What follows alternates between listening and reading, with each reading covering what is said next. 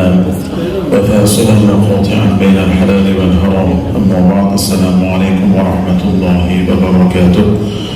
Hurmatli aziz mehmonlar, hurmatli kuyovlarimiz, hammalarimiz mana bu joyga mana taklif qilib, birodarlarimizning nikoh to'ylari sababi bilan bu yerga jamlanib, bu tomonidan ehtiromlariga sazovor bo'lib, sababi boisi bu birodaringizga mana nikoh to'ylari sababi bilan hammalarimiz bu yerga jamlanganmiz.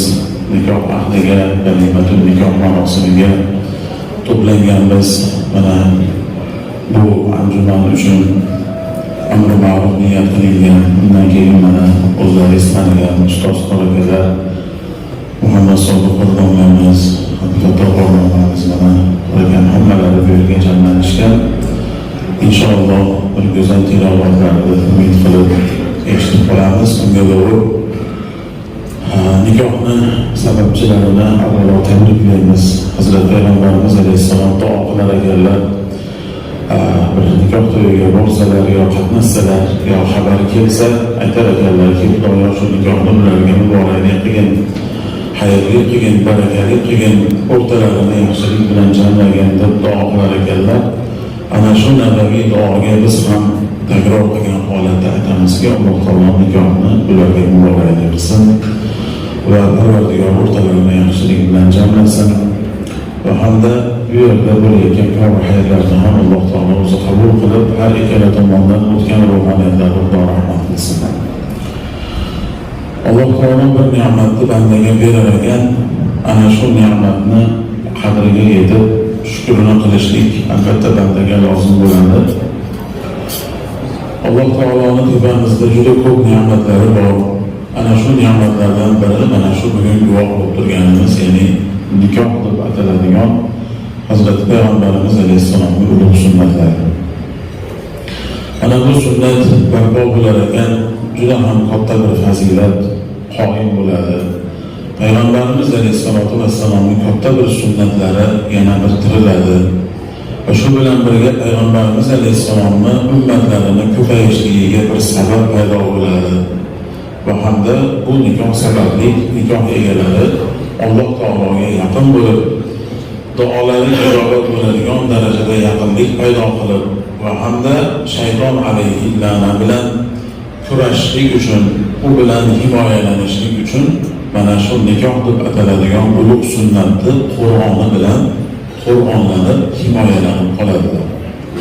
Zero nikohni bir ulug' ne'matligidan bittasi shuki, u viqoyatun minan nar, do'zaxdan saqlaguvchi, jannatga olib kiruvchi nihoyatda bir ulug' sunnat aslida. Endi mana shu sunnat barpo bo'lar ekan, bir oila taqvo bilan, iymon bilan oila qurar ekan, albatta shu oilani saqlashlikka hammamiz mas'ulmiz. Shu nikohning muhofazasiga hammamizni Xudo mas'ul qilgan. Zero Alloh taolo bir oyat bilan "Qu anfusakum va ahlikum nar" oyati bilan, ya'ni ey mu'minlar, ahllaringni ham do'zaxdan saqlab olinglar, o'zlaringizni ham va nikohlaringizdagi ahllaringizni va zurriyotlaringizni ham mana do'zaxdan saqlab olinglar degan oyati bilan shu nikohning mas'uliyatini erkaklarga Xudo yuklagan. Mana bu mas'uliyatni, mana bu sunnatni chiroyli muhofaza qilishlik har bir bu sunnatga muvaffaq bo'lgan odamga lozim. Zero dinimizni ta'limi shundayki, manfaatni jalb qilishlikdan ko'ra unga yetadigan zararni daf qilishlik avval turadi. Ya'ni bu nikoh ne'mati, undan keladigan fazilatlar nikoh sohiblarining o'zlarining manfaatlari. Lekin bunga keladigan nikohning ofatlaridan, nikohni zavol qiladigan va bu ne'matni bandadan uzoqlashtirib qo'yadigan ofatlardan banda, ya'ni erkak va ayol ana shu sunnatni himoya qilib muhofaza qilishlikka nima dinimiz buyuradi. Zero Alloh taoloning kalomidek ulug' bir kalomni ham boshlashlikda Xudo shu qoidani o'rtaga qo'ydiki, astag'izu billah فإذا قرأت القرآن فاستعذ بالله من الشيطان الرجيم. Ey Habibim, qachon meni kalomimni o'qishlikni boshlamoqchi bo'lsangiz, meni huzurimdan haydalgan shaytonning yomonligidan meni panohimga qochib, shuni talab qilib turib keyin boshlaydi. Ya'ni o'sha a'udhu billahi minash shaytonir rojim kalimasini, duo, lafzi duoni Qur'ondan oldin aytishlikni Alloh taolo shayton nima qildi, buyurdi. Shunday ulug' ibodat, katta bir fazilat, o'zini eng ulug' kalomidek ulug' bir kalomni tilovatini ham Alloh taolo foydadan oldin zararni daf qilib olib turib boshlashlikka buyuryapti. Ya'ni shaytondan yetadigan zarar. Xuddi shuni singari mana bu nikohni ham Payg'ambarimiz alayhissalomning sunnatlarini ham nihoyatda ehtiyotini qilishimiz kerak. Nihoyatda bunga fitur etadigan omillarni o'ta hushyorlik bilan oilaga yaqinlashtirmaslikka harakat qilishimiz kerak. Xususan bugungi kunda. Chunki Jabir radhiyallohu ta'ala anhu Imom Muslimda bir hadisni Payg'ambarimiz alayhissalomdan bu kishi rivoyat qilib aytadilar. Aytadilarki, inna iblisa yad'u arshahu 'ala al-ma' thumma yab'asu sarayahu yuftinuna an-nas. Shayton alayhi la'na o'zini taxtini suvni tepasiga quradi. Ya'ni eng katta bir chuqurligi va eng jihatidan juda katta bo'lgan bir okeanni o'rtasiga o'z arshini, o'z taxtini quradida, so'ngra o'zini askarlarini, o'zini xizmatkorlarini odamlarni adashtirishlik uchun butun yer yuziga o'shadan turib tarqatadi, vazifa beradi ularga. فَأَدْنَاهُمْ مِنْهُ مَنْزِلَةً أَعْظَمُهُمْ فِتْنَةً. Shayton alayhi la'na u o'zini askarlarini yer yuziga adashtirishlik uchun, odamlarni fitnaga solishlik uchun jo'natadi, ammo uni huzurida eng nazar topgan zurriyoti eng katta fitnani bajarib kelgani bo'ladi. Shayton alayhi la'nani eng nazarini topgan, uni yoniga eng yaqin turadigan, xuddi bir vaziridek yonida yaqin turadigan eng yaxshi zurriyoti kim bo'ladi desa, Janob Payg'ambarimiz aytadilarki, a'zomuhum fitna, eng katta fitnani bajarib shunga sabab bo'lib kelgan shayton o'sha katta shaytonning oldidagi eng yaqin vaziri hisoblanadi. Yoniga yaqinlashtirib oladi. Fayaqul yajiu ahaduhum, ularni bittasi keladi, jo'natgan vasvasa odamlarni adashtirishlik uchun jo'natgan zurriyotlardan biri keladi. Fayaqul, aytadiki, nima qilding sen bugun desa, fa'altu kaza va kaza, shunday gunohlarni qilinishligiga sabab bo'ldim deydi. Masalan, ota bolani bir-biriga qayrab turib, o'sha farzandni otaga oq bo'lishligiga sabab bo'ldim deydi. Alloh saqlasin. Shunda masalata shay'an. Shayton alayhi la'na buni eshitib aytadiganki, sen bu qilgan ishing bu ishmas bu. Hech narsa qilmaysan deydi. Ya'ni bir farzand o'zini otasiga nofarmonlik bo'lib oq bo'ladiyu, oxirat kuyib ketadiyu, u uni nazdida ular katta ish basagan. Keyin yana biri keladi, sen nima qilding desa, aytadiki, men bugun ikkita odamni bir-biriga ig'vo qilib, shunaqangi bir vasvasa qilib, urushtirib, axiyri bittasi-bittasini qonini to'kdi nohaq. Buni ham aytadiganki, men seni aqtashayman. Yo'q, bu ish bas bu. Bu sen bir yaxshi bir meni nazdimdagi ishni qilmaysan. Bu narsa hech qanaqa narsa emas degan mana. Shuni ham nazariga olmas ekan. Vaholanki yer yuzida nohaq qon to'kilsa, Payg'ambarimiz alayhissalom aytdilarki, bitta musulmon odamni qonini to'kilmoqligidan ko'ra butun yer yuzini yo'q bo'lib ketganligi Alloh taologa yaxshiroq degan. Allohning nazdida u shunday katta gunohki, butun yer yuzi olam yo'q bo'lib ketmoqligidan yaxshiroqdir bitta mo'min odamning qonini to'kilishi. Alloh shu darajada bu og'ir gunoh ekan bu. Yo'inki kimiki birovni shunaqa qiladigan bo'lsa, nohaq qon to'ksa, Alloh tabolaka va taolo mana bu odamni Qur'oni Karimda buni men abadiy do'zaxda yo'qaman degan. Va man qatala muta'ammidan, kimiki qasddan odamni o'ldiradigan bo'lsa, joniga qasd qilsa, fajaza'uhu jahannam kholidan fiha. Uni jazosi do'zax va unda abadiy qoladi. Alloh saqlasin, kofirni manzilasiga tushirib turib Xudo unga hukm qilyapti. Asli do'zaxda abadiy qoladigan narsa aqoid bo'yicha bu kofir, ya'ni Allohdan begona bo'lgan. Shu ham nazariga kirmas ekan, yo'q bu men kutgan ish emas. Keyin yana biri keladi, sen nima qilding desa, aytadiki, men deydi, bugun bir nikoh bilan yashayotgan turmushni bir-biriga ilg'o qildim. Erni xotinga, xotinni eriga vasvasa qilib, ularni g'azabini qo'zg'atib, ma taraktuhu hatta farraqtu baynahu va bayna imro'atihi, nikoh bilan yashayotgan uyni buzib berdim degan. Ya'ni o'sha nikoh qolmadi o'rtalarida. Ajratib, o'sha to'yinki erni og'zidan o'sha gapni gapirib yuboradigan darajaga olib kelib, xonadonni barbod qilib kelyapman desa, shunday haliga qarar ekanki, fayyudnihi min, bu yoqqa kelsan, mani yonimda yaqinroq turgin, ni'ma anta, sen qanday ham yaxshi shayton bo'lsan, qanday ham yaxshi yordamchi bo'lsan mengaki, va qolganlariga qaratib turib, hammangni qilgan ishing bir bo'ldi-yu, meniki bir bo'ldi. Bu yoqqa kel, mani oldimga berib, haligini maqtar ekan. Demak, shayton alayhi la'nat tutgan narsa nima u desa, qon to'kilishi emas, ko'pam haligi katta boshqa gunohlardan umidvor emas, balki eng katta umid qilgan narsasi oilani buzish, nikohni buzish. Bugun endi shu darajada beparvolik bo'lib, ayniqsa bu narsa ko'proq mana shu yerda o'tirgan erkaklarga tegishli bo'lgan narsa, ayollarga kamroq qismi tegishli yo'q. Tilga hushyor bo'lishlikni taqozo qiladi. Tilga hushyor bo'lish kerak. Ayniqsa uylangandan keyin, nikoh turmush qurgandan keyin endi tilga hushyor bo'lish kerak. Mana shu og'izdan chiqqan har bir gap amal hisoblanadi. Alloh buni yozadi. Insonning gapi ham amalidan hisoblanadi.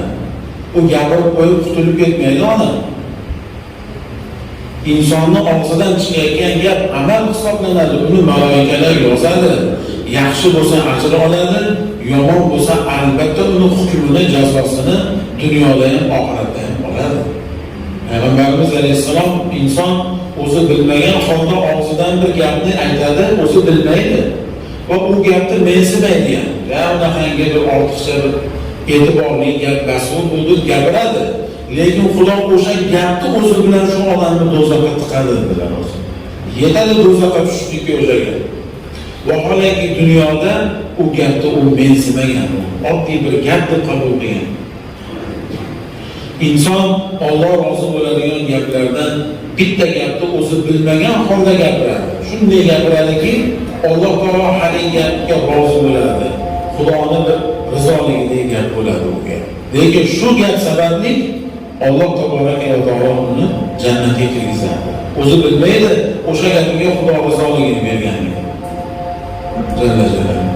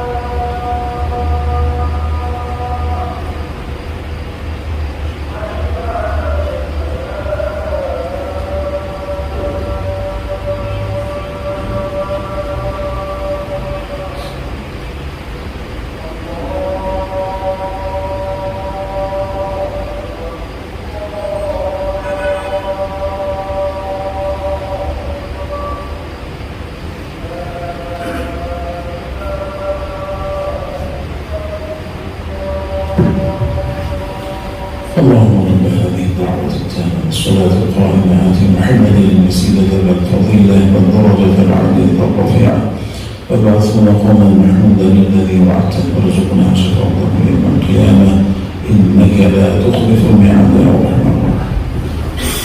Demek mana shu gapirayotgan gapimiz amalimizdan bo'lsa, birodarlar, tilimizga xushyor bo'lishimiz kerak bo'lar ekanki, ayniqsa oilali odamlar, o'zg'orli odamlar tilga xushyor bo'lsin ekan. Va mana shu xushyorlik qachonga davr desa, umrda oxiriga davr. Og'zingizdan chiqqan gap shariat qarorasiga qo'yiladi. Tushsa gapirish kerak, tushmasa ichingizda saqlab bir o'tib ketaverasiz. Chiqarmaysiz tepaga. Mana shu shart bilan istiqomat qilinadi. Mana shu hol bilan gaplashiladi. Shuning uchun payg'ambarimiz alayhisolatu vassalom ana shu til bilan bo'ladigan jinoyatni mana shunday baho berdilar. Hatto mana fiqh kitoblarimizda ham bu narsa kechirilmasligini bir narsadan bilsa bo'ladiki, hatto o'chib ketmaydi-da. Og'zidan bir yomon gap chiqadigan bo'lsa, nikohni zoyi qiladigan u turaveradi, u o'chib ketmaydi. Mana bu tomoni yomon. Mana shu jihatlarga e'tibor berish kerak bo'ladi, bolalar. Ayniqsa bugun nihoyatda shu masalada beparvolik ko'payib ketib qoldi. Bu narsani bir ilmini bilish kerak edi. Ilmi hol farz edi. Bir inson tijoratchilik kasbini qilaman desa, bayriy ilmini bilishligi farz edi. Bir mashina minishni o'rganaman desa, buni qonun qoidasini ilmini bilishlik unga farz edi. Hajga boraman desa, hajga ilmini bilish unga farz bo'ladi. Ommaviy uylanaman desa, nikoh va uni ofatlarini ilmini bilishligi farz bo'ladi. Afsus, endi albatta faqat eshitgan mavizamizga kifoyalanyapmiz-u, ilm o'qish, nikoh yo shunga o'xshash haqidagi bitta kitob o'qish degan narsa bizda yo'q. Ayniqsa bugungi davrda hammani ustozi internet bo'lib turgan zamonda. Bitta bir puxta bir kitob o'qib, mana bu narsani men bugun bu ilmni hosil qildim. Ana endi menga ruxsat bersa bo'laveradi deydigan holatda bo'lish kerak. Ayniqsa shu nikohni oldidan buni ilmini, buni ahkomini, buni odoblarini, farzlarini, vojiblarini, barcha narsalarni o'rganish kerak bo'ladi. Mana shulardan bittasi mana shu, ya'ni tilga xushyor bo'lishlik. Payg'ambarimiz alayhissalomning zamoni sahobatlarida shunaqa ishlar bo'lsa, g'azablanib o'rnlaridan turib aytardilar: "Atal'abuna bi kitabillah", hali Allohning kitobini o'yinchoq qilib o'ynaydigan bo'lib qoldilaringmi? Hali men tirik turibdirlar. Hali men tirik turib, dunyodan ketmasindan turib, Allohning kalomini o'yinchoq qilyapsizlarmi? deb og'zidan shunaqangi nikohni zoyi qiladigan kalima chiqqan odamga nihoyatda nazardan qolib ketar ekanda shu odam.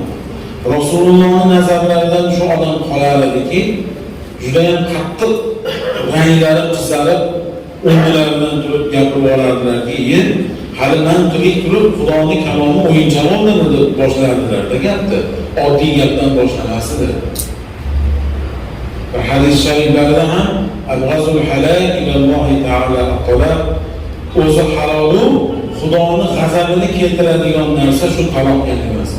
O'zi halol, erkak kishining unga ruxsati bor, lekin halol bo'lsa ham qilaveradigan emas ekanda.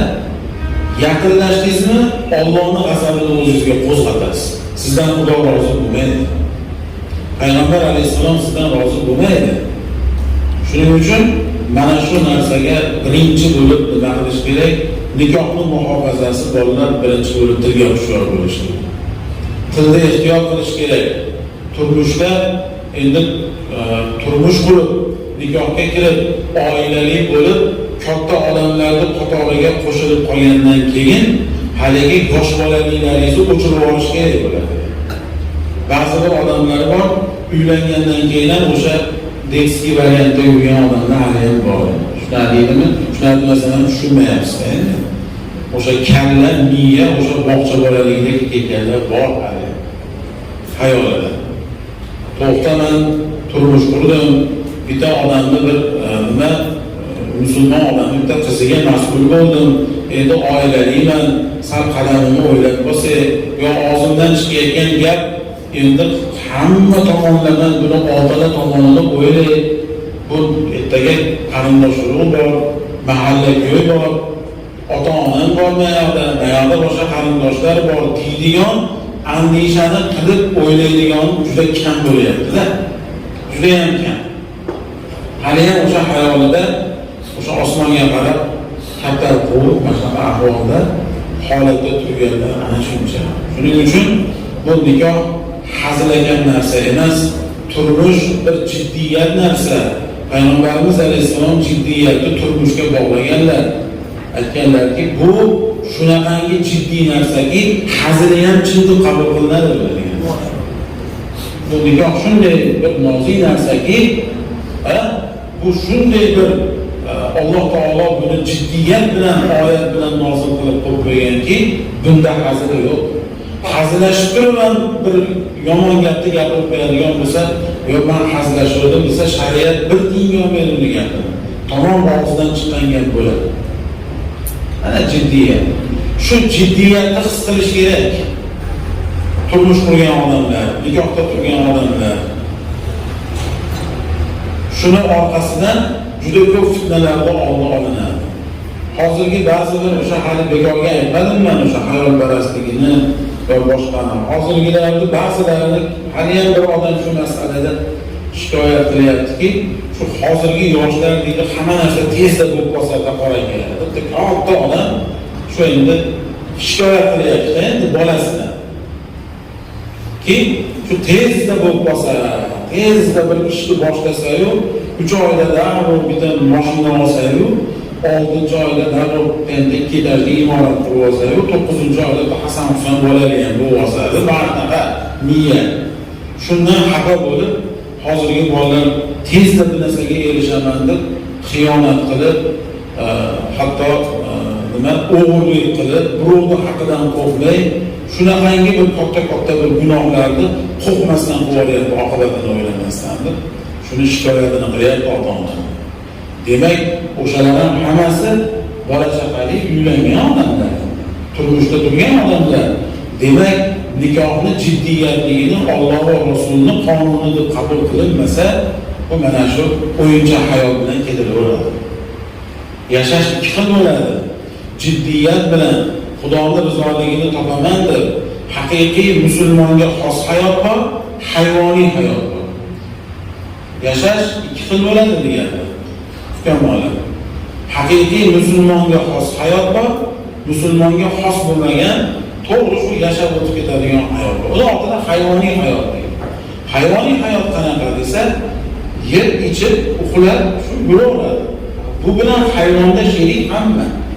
Hayvon ham yeydi, ichadi, uxlaydi va hokazo. Musulmon odam ham xuddi shunaqa holat bo'lsa, yo'q bu hayotdan maqsad bo'lmas. Hozir shu bemaqsad hayotni qayerda ko'proq kuzatiladi desa, iymondan bebahra bo'lgan mamlakatlarda hayotiga qarangda, Yevropaga, ayollarga, Karisga, Xitoyga qarangda, hayoti hayvoniy hayot mana shu. Hayotdan yashashdan maqsadi yo'q bechora. Faqat pul topib, yer ko'rib ketish uchun yashaydi. Tamom. Ertalabdan kechgacha negirli hayotida yashaydi. Buni otini qanaqa hayot deydi? Yumshanbadan ishga boshlaydi, 80ga kirgan kampir ham ishlaydi, chola ham ishlaydi. Boraveradi, ishxonaga borib kelaveradi, borib kelib ketadi. Qatnaveradi. Bir barakot yo'q, fayz yo'q, chunki iymon yo'qda. Iymon yo'qda. Parvardigorga bir bog'liqlik yo'q. Hech narsa fayz rahmonlik yo'q. Ana hayvoniy hayot. Shanbagacha ishlaveradi. Yakshanba kuni bir o'ziga dam olib qo'yadi endi.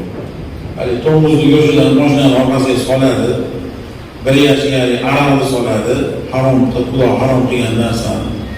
O'ziga bitta soyli bo'lgan orta qamoq ushlab olib, aligini yeb ichib, balo-battar bo'lib kelib masalan, mana bu tomonlarda ham ko'raydi, yaqinda O'rus tomonlarida ham borib ko'rilsa, shu juma kuni bor, juma kuni assalomu alaykum va rahmatullohi deysiz, siz bilan mayada bo'ldi. Ashundan keyin birorta o'ris topolmaysiz uyda. Tom ketdi hammasi va shaharda tashab, dala hovlisiga chiqib ketib, dushanba kungacha hammasi yeb ichib, o'sha yerda harom xarj bo'lib yuraveradi. Yana dushanba kuni kelib, negirni yozib olib peshanga yana ishlaydi. Bo'ldi. Jumaga chiqish aylanaveradi mana shu narsa. 50 yil yashaydi, 100 yil. Mamnunni otini maqsadsiz hayvoniy hayot deydi. Xudo shunday bir barakotni ko'taribdiki, hamma yo'q deganingiz bilan. Men birorta bir mana mashqda o'tirgan hamma odam chertinib chiroyli kiyinib o'tiribdi. Men birorta chertinib chiroyli kiyinib yurgan o'risni ko'rmadim. Na erkagini na qildim. Hamma yo'qdan Xudo fayzni olib tashlagan. Bir fayzsiz bir ro'da bor shunaqa ertadan kechgacha ichaveradigan topgan. Hayot shu. Siz bilan bizning ahvolimiz hammasidan ulug'laganmiz deb solishtirsam. Uyimiz ham, joyimiz ham, miniyotgan mashinamiz ham, men birorta yangi mashinani ko'rmadim masalan. Kam uy-joylar 200 yil burun qurilgan, yog'ochdan qurilgan uylarda yashayapti hali. To'xtam olmay tushib yangilab qo'yadigan narsa yo'q. Bu siz bilan meniki o'tib ketibdi bundan. O'g'lanib ag'ga o'tib ketibmiz. Ya'ni bu nima desa shu iymonni, islomni maqsad bilan yashashni barakot. Musulmon odam faqat yer ichish uchun yashamaydi-ku. Yaxshi bir solih farzand topay deydi, tarbiya qilay deydi, ota-onaning xizmatini qilay deydi, hajga jo'natay deydi, namozini o'qiydi, ibodatini qilay, Qur'onni o'qiydi, ilmni o'qiydi. Bu bolam bilan bir Xudoni taniydi. Boshqa maqsadlar bor. Masjid quraydi, madrasa quraydi degan katta tashvishlari bor iymoniy. Faqat yer ichishlas-ku. Mana bu maqsadlar musulmon odamda bo'ladi xolos.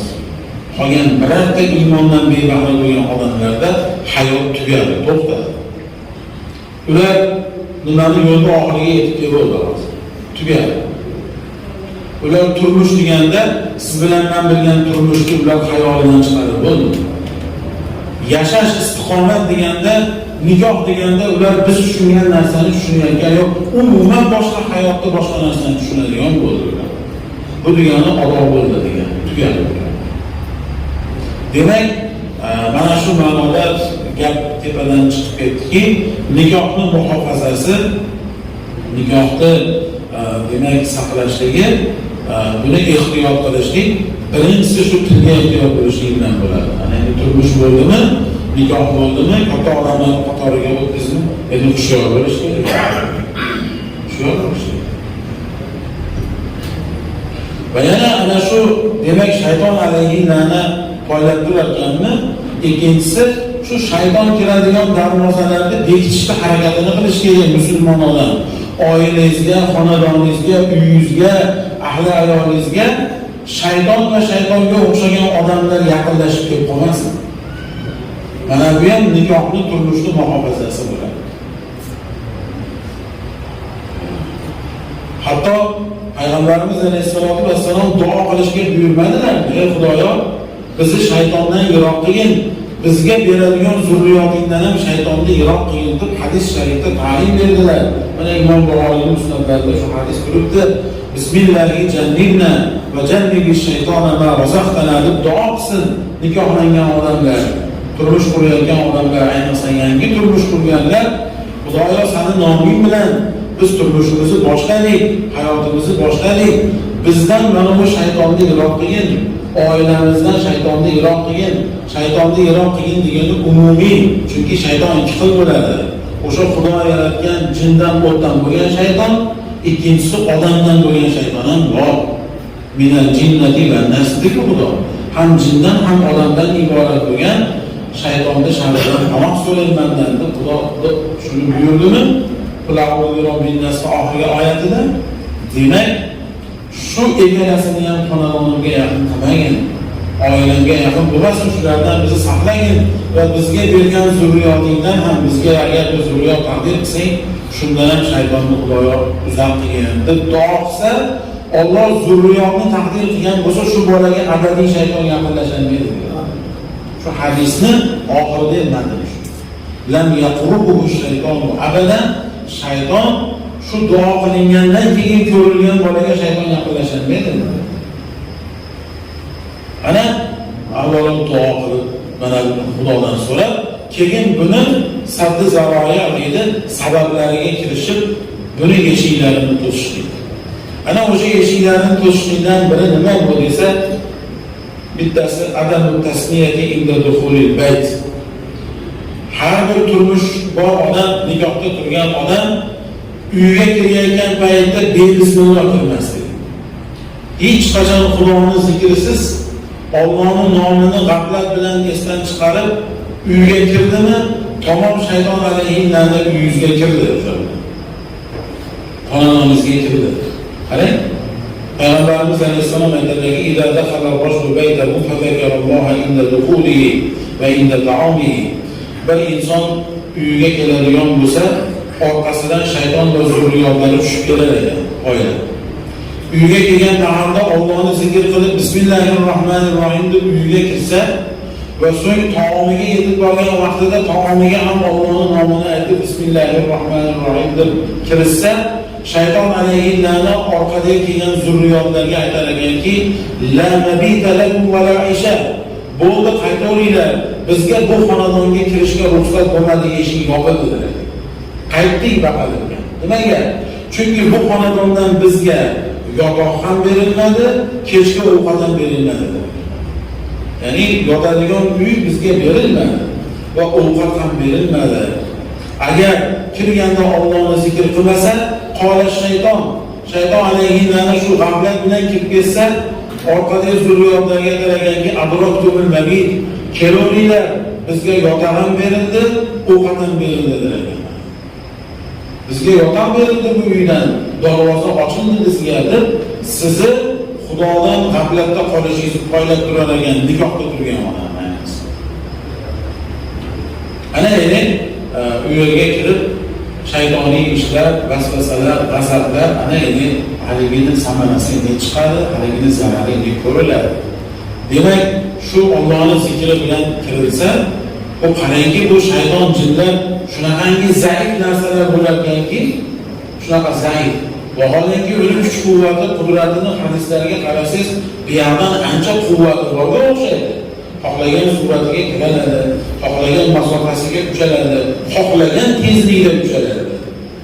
Xohlagan, masalan, imkoniyat, mashaqqatli ishlarni qila oladi. Masalan, Sulaymon alayhisalom to'yxonadagi toshlarni ko'tartirib olib kelib, masalan, Baytul Maqdis qurdirganlar.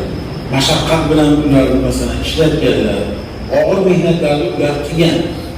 Lekin shu darajada zaifki, Bismillahirrohmanirrohim siz bo'ldi hammasiga yo'q ketaveradi. Kirolmay qolaveradi.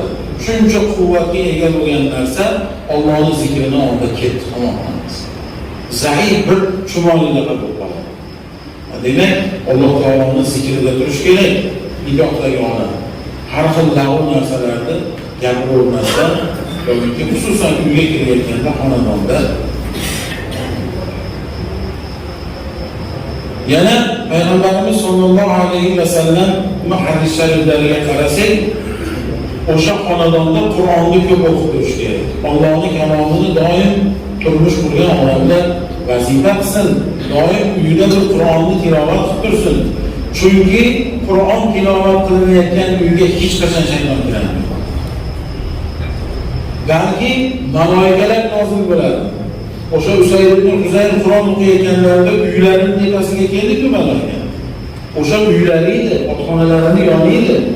O'qib turganlarida bilmay qoldilar, kelib qoldi boshlarigacha malaikalar kelib qoldi, billurga o'xshab, oppoq bulutga o'xshab malaikalar kelib tushib qoldi.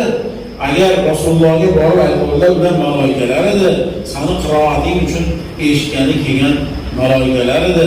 Agar davom ettiraverganingda kun yorishib ketardi, odamlar malaikalarni ko'zi bilan ayonan ko'rardi, ko'cha bosib ketardi malaikani. Masalan, Allohning kalomi o'qilib tursa, o'sha xonadonda Parvardigorning kalomi o'qilsa, shu uyga shayton alayhi. Xususan, mana payg'ambarimiz aytdilarki, Imom Muslim bu hadisga rivoyat qilgan, "La taj'alu buyutakum maqabir", uylaringizni qabriston qilmanglar, qabrga aylantirmanglar. Nima degansa, bu kinoya. Qabrda yotgan odam amal qiladi, menda hech narsa yo'q-da, bo'sh. insonni uyi qabristonga aylanishligi uchun nima bo'lsa, Rasululloh akram alayhissalom orqasidan aytadilarki, uylaringni qabristonga, qabrga aylantirmanglar. Inna shaytona yanfaru minal bayti allazi tuqra'u fihi suratul Baqara. Sura-i Baqara o'qib turilgan xonadondan shayton qochadi. Kirolmaydi. Boshqa hadislarda sehrgarlarning sehri, qonunlarning sehri o'rnida botil bo'ladi. Ta'sir qilmaydi u xonadonga degan. Sura-i Baqara o'qib turilgan xonadonga deyapti. Demak, Qur'on o'qilmayotgan uy go'riston bilan bo'ladi. Uyimiz qabriston bo'lib qolmasin. Xususan uylanganlarga bu vazifa. Yo o'zingiz o'qing, yo ahlingiz o'qisin. Endi musulmon odamga uyat, maydafonda Qur'on qo'yib qo'yib eshitishligi o'zi asli uyat. Ammo yo'q bo'lsa o'shanga ham rozi istaydi. O'zi musulmon odamga Qur'on o'qishni bilmasligi o'zi uyat o'zi. Uyat. Musulmon odam yo o'zi yo ahli bilmasa uyat. Yoki bundaqangi qaragalarni oborib o'zi o'qitishligi ham asli uyat o'zi. Chunki o'zingiz o'qing, o'zingiz tilovat qiling. O'zingiz Allohning kalomini uyingizda o'qing. Ixlos bilan, muhabbat bilan bu Robbimning kalomini o'qib o'qisangiz, hamma ish chiroyli bo'laveradi. Mana barakot nozil bo'ladi. Maloikalar tushadi, shayton yo'ldan qochadi. Topganingizda ham Xudo barakot beradi. Lekin hammamizdan bunaqa basmizku endi hozir. Haqiqatul amirda olib qaralsa, 10 tadan 4 ta yo 5 ta odam mumkin xabari bor. Qolgan odam shunday Qur'onni ochib turib, bir tilovat qiladigan darajada quvvatli bor deb aytmaymiz endi hozir. Bo'lsa aytib olmaymiz. Pokistondan, Hindistondan shayxlar kelib qolsa, masjidga ziyoratga ma'lumotda aylanib kirib qolishadi. Halilar gaplashishga diqqat etgandan men javob bersa kerak, halilar bilan yarim soat, 1 soat, ya'ni o'zining tilida va arab tilida bemalol halilar bilan gaplashib, qonunni to'kib soladi. Ya'ni chunki dimlanib ketgan bo'ladi. Gaplashadigan odam ko'payadi. Ana endi ular rosa bizni yana kelishib tasdiqladi Pokistondan shu yerda mulohaza qilganlar. Bitalarini so'rasam, aytdiki, 10 ta bolam bor dedi. 7 ta o'g'il, 3 ta qiz dedi. Hammasi hofiz kalomulloh deyapti. Maşallah. Havas qilasiz. Lekin ko'rinishi oddiy bir odam endi. Siz bilan menda hasharotda yashamaydi. Pokistonda ahvolini yaxshi bilamiz. Masalan, juda unaqa nima emas.